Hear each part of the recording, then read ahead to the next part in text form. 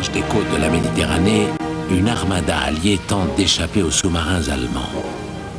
Le 15 août, les troupes françaises embarquées en Algérie, en Italie, en Corse, descendent d'abord des péniches de débarquement. Après quelques jours de mission de prendre pied sur la côte varoise, autour de Saint-Tropez.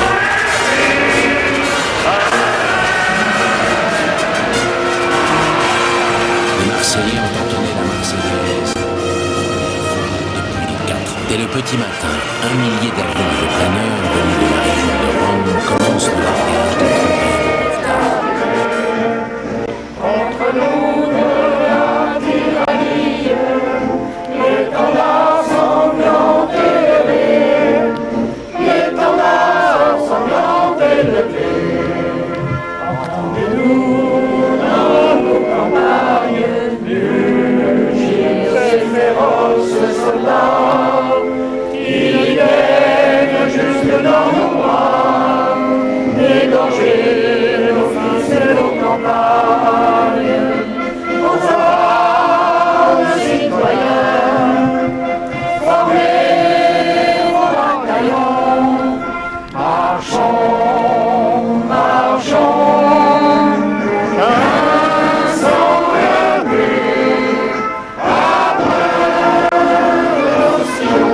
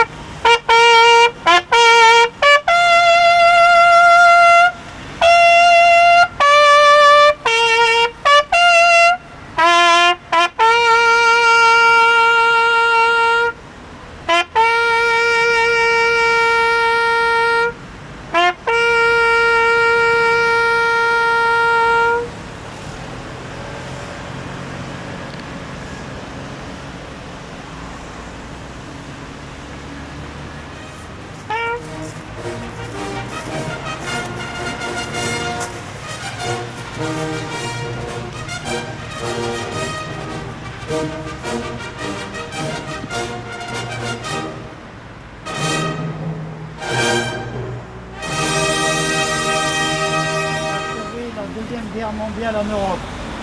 Après 6 ans d'une guerre totale, le Troisième Reich était enfin vaincu, écrasé par la puissance des armées alliées. Les horribles crimes nazis de la déportation et de l'extermination étaient alors révélés au monde, stupéfait et bouleversé de contempler. Nous avons vis-à-vis plus qu'un devoir de mémoire, une exigence de respecter l'héritage moral en champ d'honneur sous le feu barbare de l'ennemi. Nous devons à la mémoire de ces hommes qui ont tout donné, qui ont bravé leur peur, qui ont quitté leur famille, leur pays, pour endosser l'uniforme de la liberté en lutte contre le mal.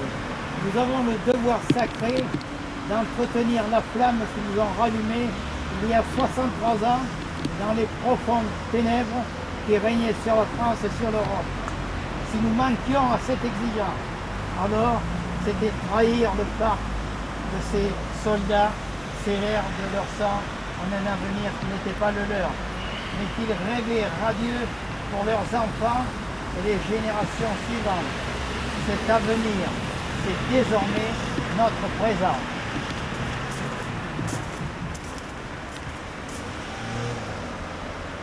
Debout.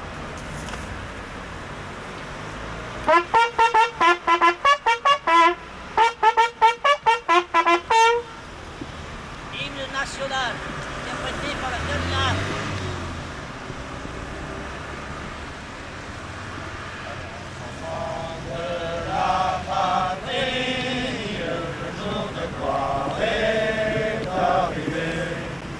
Contre nous de la tyrannie,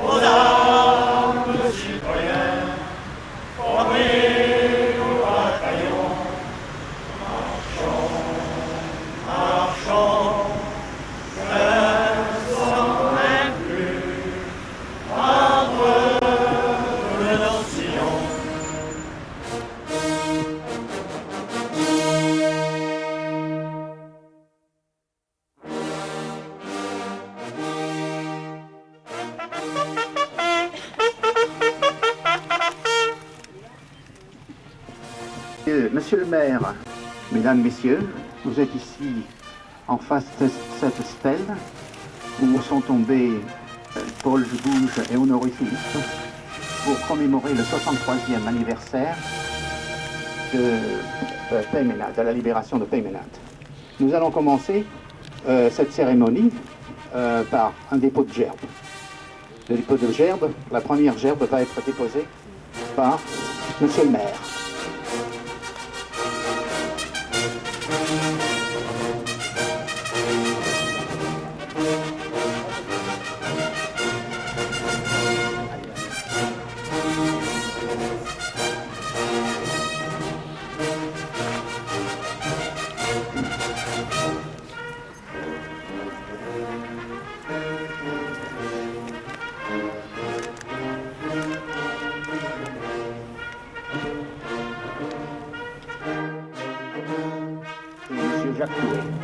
Pour la CPE, Association des combattants, Peymeinade et environ.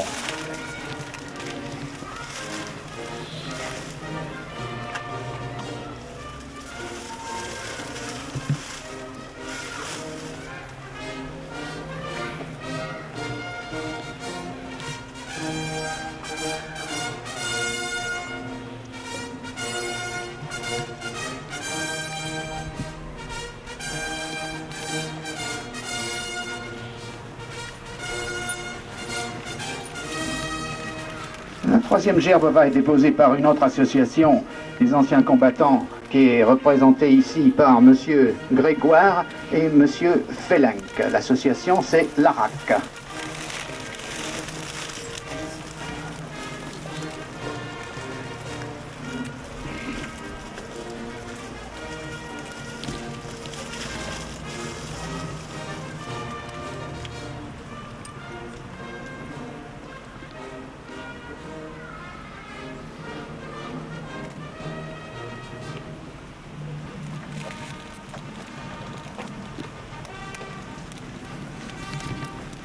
Français par son président, M. Francis Venise et Mme Ferretti. Et toujours des enfants, ils sont les bienvenus.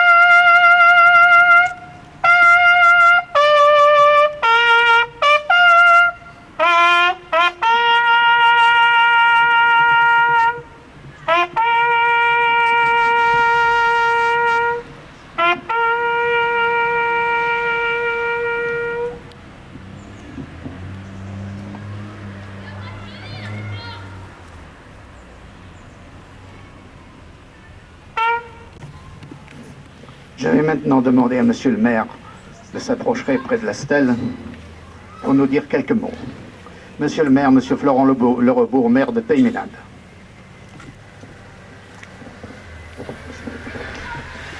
Je voudrais remercier ici tous les présidents d'associations anciens combattants et porte-drapeaux pour ces deux magnifiques cérémonies que vous venez de nous offrir pour commémorer le 63e anniversaire de la libération de Peymeinade.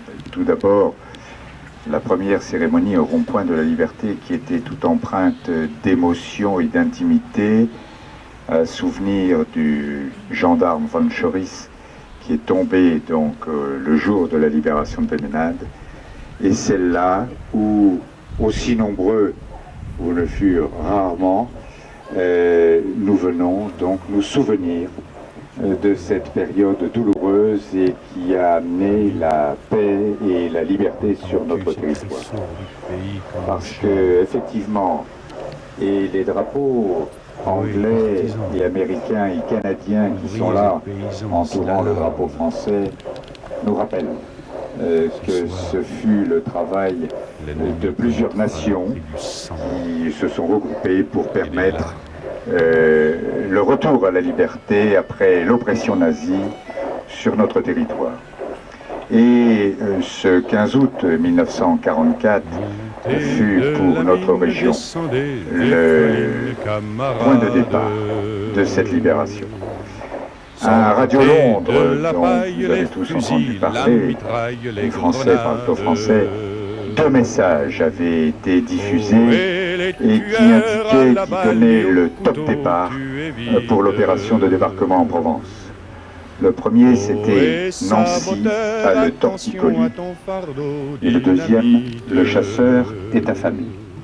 Eh bien, ces 2 messages pour tous ceux qui faisaient la résistance sur notre territoire donnaient le top départ de ce débarquement. Ce débarquement a été, à la différence de l'opération Overlord, qui était le débarquement en Normandie, cette opération Dragoon, a fait participer beaucoup plus la France au travers de ses unités, qu'elles soient navales, aériennes et terrestres, alors que sur le débarquement en Normandie, la France avait peu été invitée à cette opération. De telle sorte que nos amis anglais, avec leur humour un peu grinçant, avaient même dit que pour le débarquement en Provence, on utilisait un bulldozer pour écraser une mouche. Je vous laisse imaginer ce qu'était la mouche pour les habitants de Provence lorsque l'occupation dès 1942, lorsque les Allemands ont franchi la zone de démarcation et envahi la totalité du territoire, ce que cette occupation pouvait être pour nos anciens. Et grâce à eux, grâce à nos militaires, à nos soldats, je voudrais ici rendre hommage à Delattre de Tassigny qui, à partir de l'Afrique, est remonté sur le territoire provençal, a permis la libération de notre territoire avant de remonter la vallée du Rhône et de rejoindre Leclerc pour ensuite libérer Strasbourg et poursuivre sur l'Allemagne. Ce sont des militaires de cette trempe, aidés de tous ceux qui sur le terrain ne supportaient pas l'occupation étrangère et qui étaient les résistants et qui ont permis qu'aujourd'hui, tous ensemble, nous vivions dans cet espace de liberté. Alors je voudrais vous remercier tous d'être venus aussi nombreux et avoir une attention tout particulière pour ces enfants qui seront le flambeau et qui le reprendront demain lorsque nous les anciens, mais les plus anciens que moi encore, qui ont déjà disparu, et qu'il conviendra de garder ce souvenir et de garder le mémoire du sacrifice qui fut le leur au plus profond de leur chair et parfois et souvent au prix de leur vie.